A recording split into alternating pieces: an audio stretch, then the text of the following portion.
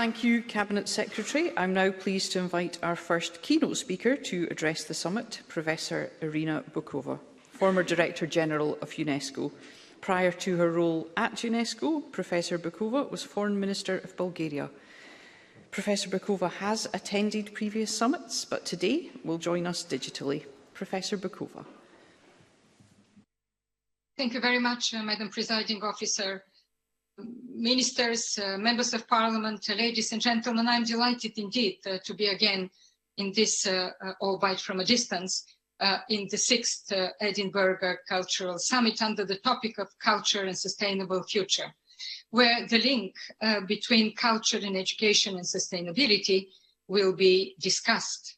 Such a topic resonates deeply with my experience as Director General of UNESCO, particularly during a time when the organization made a huge effort in the advocacy to integrate culture in the United Nations Sustainable Development Agenda 2030. I'm delighted equally that this impressive culture summit is held in the city of Edinburgh, a place where the old medieval town dominated by a medieval fortress and the neoclassical new town, whose development from the 18th century planning had a far-reaching influence on European urban development. And already in 1995, they both were inscribed on the World Heritage List.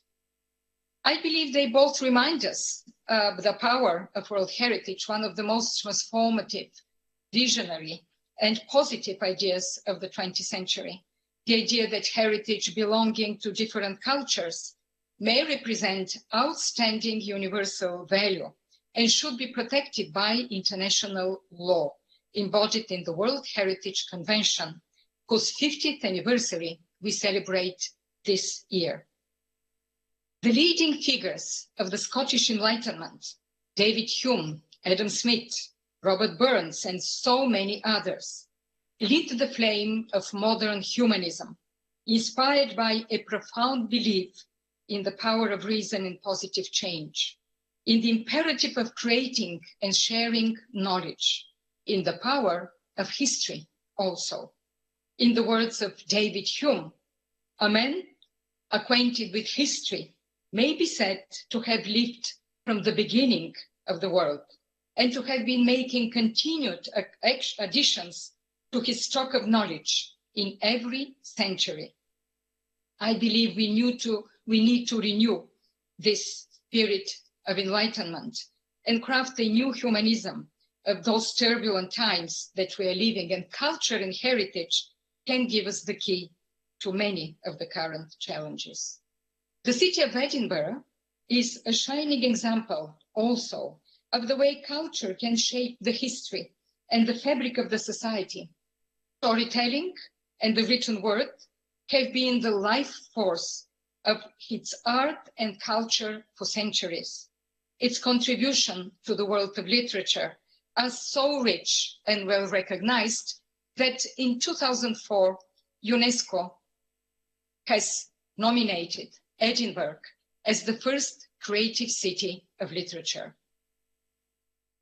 I deeply believe that culture, for that reason, acts as a catalyst for economic and social development, and for the first time inscribed on the Agenda for Sustainable Development 2030. Because culture embraces diversity. Diversity respects and promotes inclusiveness. Inclusiveness strengthens democracy. Culture transcends and determines our way of life. It informs and educates, encourages self-expression, galvanizing the citizens' engagement.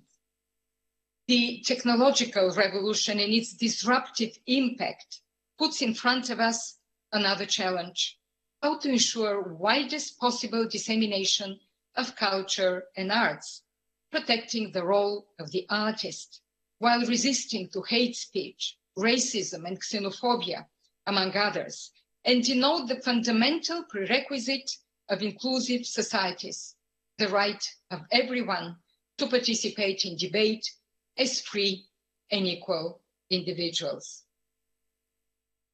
Scientific research ladies and gentlemen, show times and times again that there is a close link between education and culture, and that art education has an extremely positive impact on academic achievement, on social and development, emotional development, on civic engagement, and I would say equal opportunities later on in life.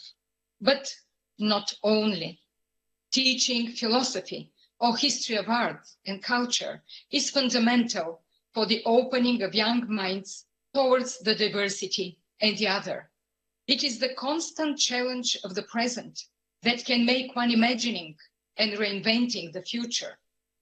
A book can, or a lesson of history or philosophy, may change the perception of the world, may instill empathy and the sense of belonging. Knowing one's own history, culture, and heritage creates a sense of belonging. Knowing others' history, culture, and heritage creates a sense of sharing and solidarity, so much in need today.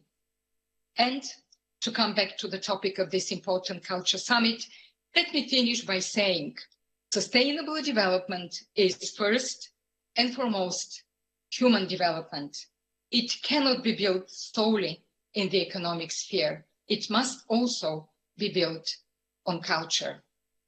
Thank you for your attention, and I wish success to this important event.